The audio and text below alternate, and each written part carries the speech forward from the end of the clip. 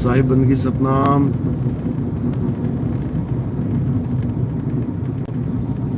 तो परमात्मा की अपार कृपा से, बंदी छोड़ की अपार दया से, मालिक की अपार रजा से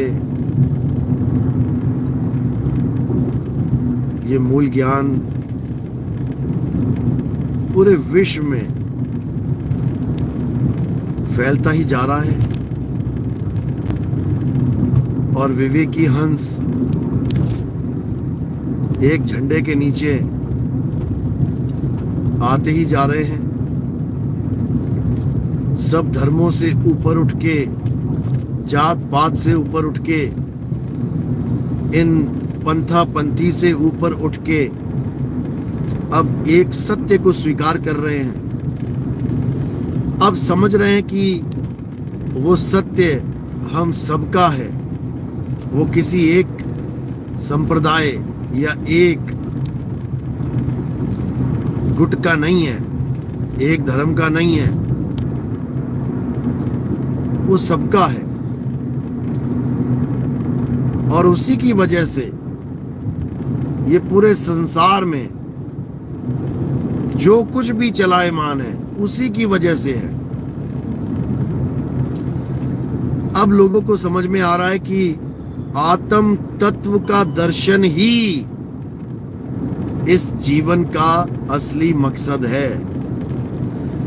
अब समझ में आ रहा है कि सारी उम्र हिंदू होके गुजार दूं, चाहे मुस्लिम होके गुजार दूं, चाहे सिख होके गुजार दूं, चाहे ईसाई होके गुजार दूं, चाहे यहूदी होके गुजार दूं, चाहे बौद्धिस्ट के गुजार दूं, चाहे जैनी होके गुजार दूं, मेरा कल्याण नहीं होगा जब तक मैं अपनी आत्मा लेता। जब तक मैं अपनी आत्मा को जान ले, तब तक मुझे आत्मज्ञान नहीं हो सकता। और आत्मज्ञान ना होने की दशा में ये जीव 84 में जाता है, ये भटकता है नाना प्रकार की योनियों में। इसे कोई बचाने वाला नहीं है। तो मेरे भाई, इस आत्मज्ञान जो इस आत्मज्ञान को जानो और पक्षपात कभी मत करो। पक्षपात रहित होकर सत्य की साधना करो, सत्य को पहचानो। सत्य हम सबका है।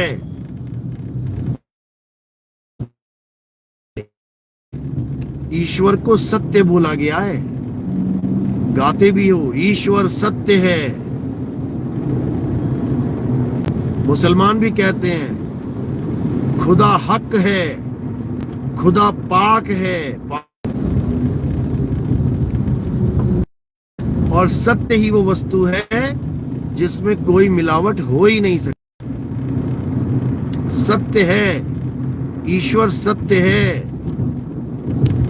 अल्लाह सत्य है, गॉड ट्रुथ है। इसीलिए लिखते हैं God is truth, God is Yeshu. ये नहीं लिखते गॉड इज ट्रुथ।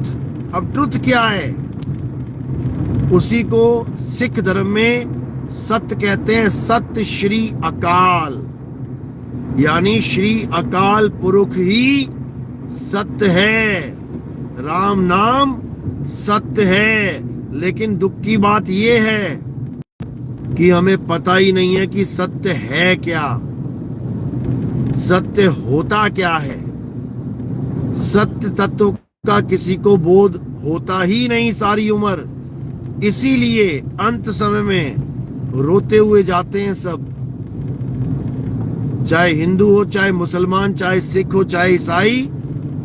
अंत समय में परेशान होते हैं, तड़पते हैं, चीखते हैं, चिल्लाते हैं, बचाओ बचाओ बचाओ। लेकिन अगर सत्य का ज्ञान हो तो वो केवल सत्य का सिमरण करते हुए इस शरीर को ऐसे छोड़ सकते हैं जैसे कोई नींद में चला जाता है, बिना किसी कष्ट के। लेकिन ये तब होता है मेरे भाई, जब तुम्हारे जीवन में कोई तत्वदर्शी संत आता है। अध्याय 4 34वां श्लोक यही समझा रहा है कि अगर तुम सत्य को जानना चाहते हो, अगर तुम सत्य का अनुभव करना चाहते हो, तो किसी तत्वदर्शी संत की शरण में जाओ जो तुम्हें सत्य वस्तु का ज्ञान करवा दे। यहोवा, यहोवा का मतलब है मैं वो हूं जो मैं हूं, यानी मैं वो नहीं हूं जो तुम बैठे हो। मैं वो नहीं हूं भाई, मैं वो जो मैं हूं। यानी मुझे जानना है तो उसके पास जाओ जिसको पता है कि मैं क्या हूं। वही तुम्हें बता सकता है कि मैं क्या हूं। तो उसी का ज्ञान हमारे पैगंबरों ने दिया, ईसा मसीह ने दिया, मोहम्मद साहब ने दिया, मूसा अलैहिस्सलाम ने दिया। उसी का ज्ञान हमारे संतों ने दिया, कबीर साहब ने दिया, रविदास जी महाराज ने दिया, तुकाराम जी ने दिया, संत नामदेव जी ने दिया, नाभा, भीखा, पलटू, दादू दयाल, अनेकों अनेकों संतों ने दिया। तो उसी सत्य को अब समझना है। अब घर तक ये ज्ञान पहुंचेगा। फिर कलयुग में सतयुग आ जाएगा, फिर कलयुग में वो स्वर्णिम युग आएगा जिसकी आप कल्पना भी नहीं कर सकते। ऐसा समय आ जाएगा तुम कहोगे क्या बात है, जैसे स्वर्ग में आ गए हो।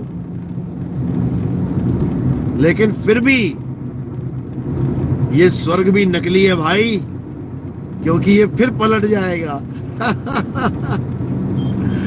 ये सतयुग फिर पलट जाएगा, क्योंकि ये माया की नगरी है, इसमें कोई भी चीज स्थिर नहीं है। लेकिन उस सतयुग में तुम्हें भक्ति करने में आएगी। ये मार काट, ये लड़ाई झगड़े, ये सब खत्म हो जाएंगे। हर इंसान अपनी अपनी भक्ति करेगा। कोई छोटी क्लास में है तो छोटी क्लास की भक्ति अच्छे से करेगा, और कोई बड़ी क्लास में आना चाहता है वो बड़ी क्लास की भक्ति करेगा। लेकिन ऐसा माहौल हो जाएगा कि लोग एक दूसरे को समझेंगे, एक दूसरे की इज्जत करेंगे, एक दूसरे की परवाह करेंगे, एक दूसरे को बचाएंगे। अभी तो मार कुटाई में लगे हैं, अभी एक दूसरे को मारने में लगे हैं, फिर एक दूसरे को बचाने में लगेंगे। ये ऐसा समय।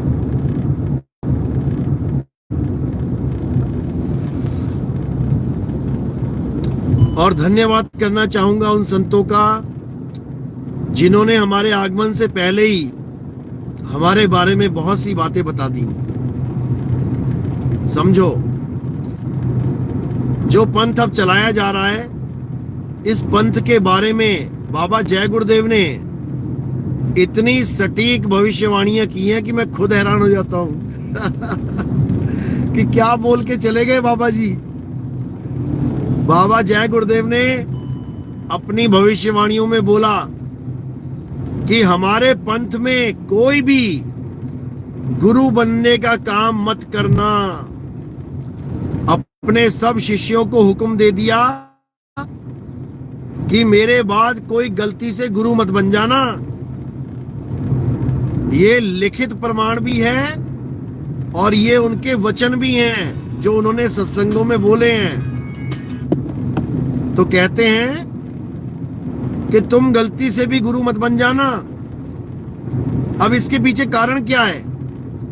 जबकि किसी भी पंथ को आगे चलने के लिए किसी ना किसी गुरु की आवश्यकता होती है। एक गुरु अपने जाने से पहले अपनी गद्दी पे दूसरे गुरु को बैठा के जाता है, अपने शिष्य को बैठा के जाता है, ताकि संगत एकजुट रहे, संगत को मार्ग बताने वाला सामने बैठा रहे, वो शंका समाधान करेगा। तो बाबा जय गुरुदेव अपनी संगत को ये बोल के गए कि कोई भी गुरु बनने का काम मत करे, बिल्कुल ना करे। लेकिन क्यों? क्या उनके बाद आगे पंथ को चलाना है? कारण क्या है?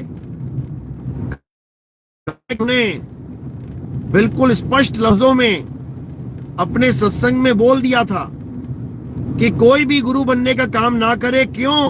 क्योंकि अगर मेरा कोई चेला गुरु बन के बैठ गया तो वो उस महात्मा से जो भविष्य में आने वाले हैं उसके साथ वैर विरोध करेगा। क्यों? गुरुवाई के चक्कर में, गद्दी के चक्कर में वो अपने आप को गुरु मान बैठेगा और ना तो वो अपना कल्याण होने देगा और ना ही बाकी की जनता का, बाकी के शिष्यों का।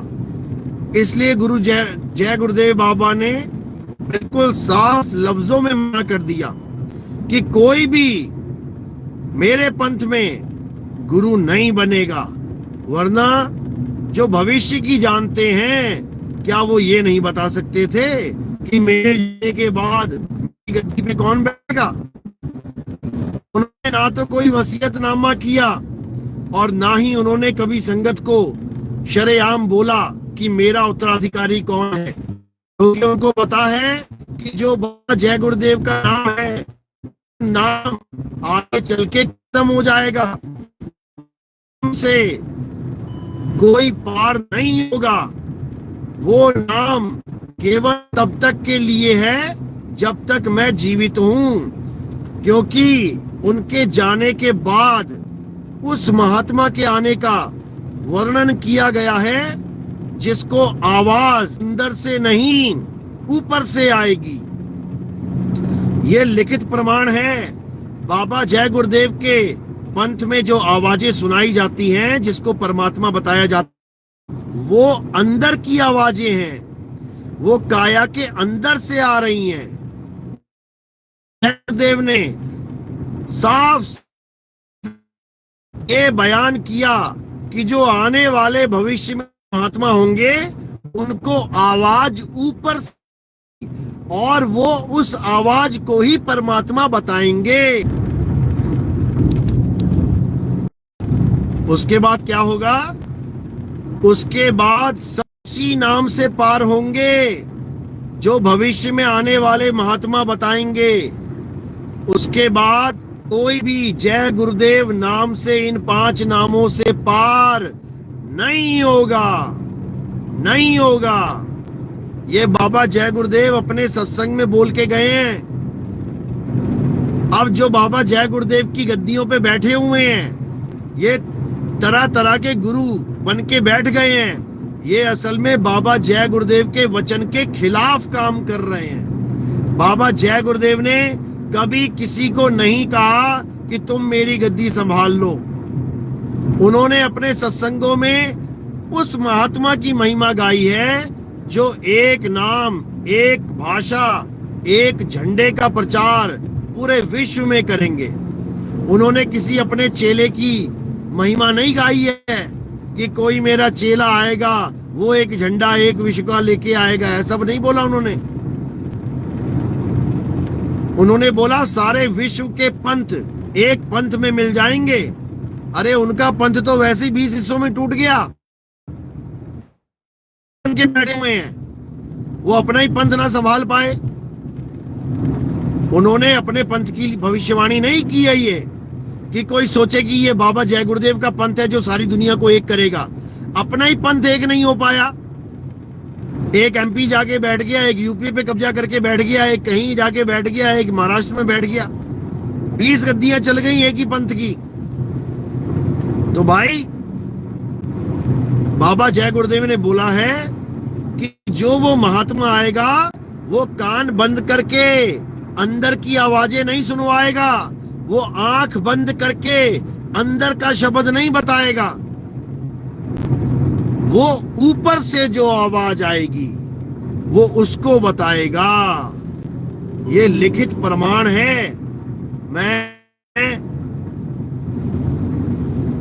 वीडियो में डाल दूंगा, उसको अपनी आंखों से देखना। किसी की कहीं बकवास करना ठीक नहीं है। जो प्रमाणित है वो है, उसमें ही चलता। जितनी भी महिमा गाई है, जिस पंथ की महिमा, समझ लो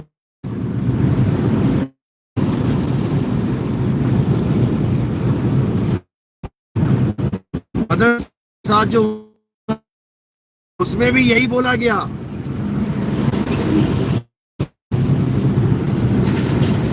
कि चौथी गद्दी होई अवतारा, डंका बाजी सब संसारा, ताका चरित्र विदित संसारा, हम उनके वास पर कोई नहीं पाई। ये कबीर साहब ने मदन साहब को बताया था कि तुम्हारे पंथ में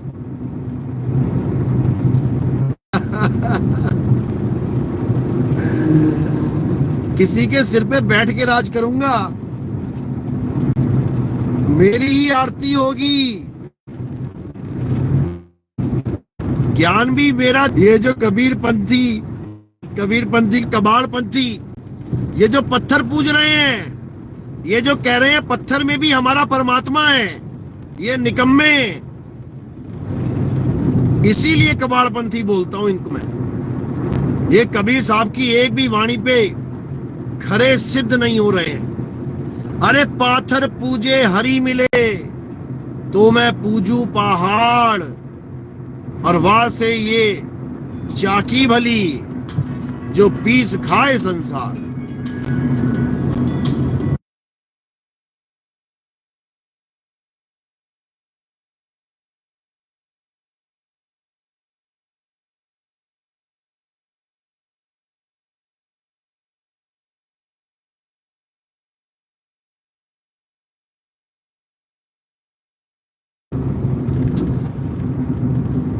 तो मालिक की कृपा सब जीवों पे होए, हम यही चाहते हैं। हमारे लिए हिंदू, मुस्लिम, सिख, ईसाई, Jain, Buddhist, OBC, SC, ST, general, ये सब एक है, सब एक है।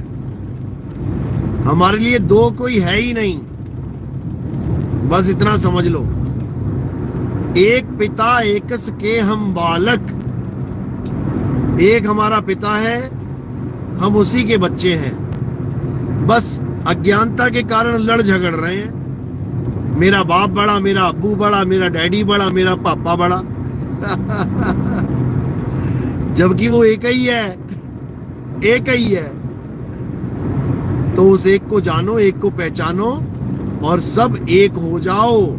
अगर सब एक हो जाओगे तो दुनिया जन्नत बन जाएगी। समझ जाओ मेरे भाइयों, इसको समझ जाओ। चलो, अब आज का सत्संग बांदा में है, वहां पर भी बोलना है, गला खराब है। उसके बाद इलाहाबाद में सत्संग है, आज 2 सत्संग हैं। उसके बाद रेणुकूट में, बलरामपुर में और फिर बनारस में सत्संग है। तो जो भी सत्संग में आना चाहते हैं वो संपर्क करें 9256111007। चलो, साहिब बंदगी सतनाम, जय सतनाम। और बताना चाहूंगा कि बहुत जल्द हमारा प्रोग्राम शुभ टीवी पे आने वाला है। संस्कार पे मेरी बात हुई थी, लेकिन संस्कार बहुत महंगा चैनल है, 10-10 लाख रुपए एक महीने के बताए जा रहे हैं। तो भाई अभी हमारी इतनी लागत नहीं है कि भाई 10 लाख रुपए महीने का दे सके। लेकिन हाँ, जितना हम दे रहे हैं उतना काफी है। आप लोग का पैसा, आप लोग का दान लोगों की भलाई में, जन जन तक ये ज्ञान पहुंचाने में अच्छे से किया जा रहा है। और आपसे मैं यही अरदास करूंगा कि अब हमारे जो प्रोग्राम हैं वो अब काफ़ी चैनलों पे आएंगे, तो आप लोग ज़्यादा से ज़्यादा जितना आप कर सकते हैं बिना किसी तकलीफ के आप सेवा करें, प्रचार प्रसार में योगदान करें, ज़रूर करें। यही सेवा मेवा का काम करेगा। तो इससे पहले कि तुम्हारे प्राण निकले, इससे पहले कि शरीर छूट जाए, इससे पहले कि कुछ पुण्य कमाओ, कमाने की आस से पहले पहले पूड़ियां खिलाई होंगी तुमने, बहुत लड्डू पेड़े गुलाब जामुन खिलाए होंगे तुमने, बहुत दान किया होगा तुमने, कपड़े दान, जूते दान, कंबल दान, लेकिन दाना सिर दान, नाम दान। सबसे बड़ा दान है जनता को जगाना, सोए हुए जीवों को परमात्मा का ज्ञान पहुंचाना। ये सबसे बड़ा दान है। तुम दान करते हो, ठीक है, उसका फल क्या मिलता है? पुण्य का फल भी मिलता है, पाप का फल भी मिलता है। जब तुम दान पुण्य करते हो तो उसका तुम्हें फल सुख के रूप में मिलता है, तुम्हें सुख मिलेगा। लेकिन उस दान से लड्डू पेड़े खिला दो, गुलाब जामुन खिला दो, पूड़ियां खिला दो, उस दान से तुम्हें मुक्ति नहीं मिलेगी। क्यों? क्योंकि वो दान मुक्ति के लिए नहीं किया गया, वो पेट भरण के लिए किया गया है। तो तुम्हारा भी पेट भर दिया जाएगा अगले जन्मों में। लेकिन जब तुम किसी की मुक्ति के लिए दान देते हो, हमारी गीता छपती है, गीता के प्रचार के लिए दान देते हो, हमारे पैम्फलेट छपते हैं उसके लिए दान देते हो, हमारा टीवी चैनल में प्रोग्राम चलता है उसके लिए दान हो, देश विदेश यात्रा करके मैं जीवों को जगाता हूं उसके लिए दान देते हो, ये दान मुक्ति का दान है। इस दान को करने से परमात्मा तुम्हारी परम गति करवाएगा। इसको दाना सिर दान, नाम दान बोला गया है। ये तुम नाम दान की बख्शिश के लिए सेवा दोगे, तो इसलिए जरूर जरूर जरूर दान दो, लोगों तक ये ज्ञान पहुंचे। माने ना माने, जाने ना जाने, अच्छा बुरा बोले, वो उनकी किस्मत है। हमारा क्या रोल है कि हर जीव तक ये मूल ज्ञान पहुंचे, ये परमात्मा का ज्ञान घर घर तक पहुंचे। इसके लिए लाखों रुपए देने पड़ रहे हैं महीने के, देंगे, कोई चिंता नहीं है, लेकिन आप लोग के सहयोग से देंगे। कोई भी बाबा घर से कुछ नहीं लेके आता जनता का पैसा ही जनता में लगाना है, समझ लो। सतनाम सतनाम सतनाम। चलो अब आगे प्रोग्राम होने वाला है, अब कल मिलेंगे या आज शाम को देखेंगे अगर लाइव चला तो। बोलिए परमपिता परमात्मा की सदा ही जय हो। साहिब बंदगी सतनाम, जय सतनाम।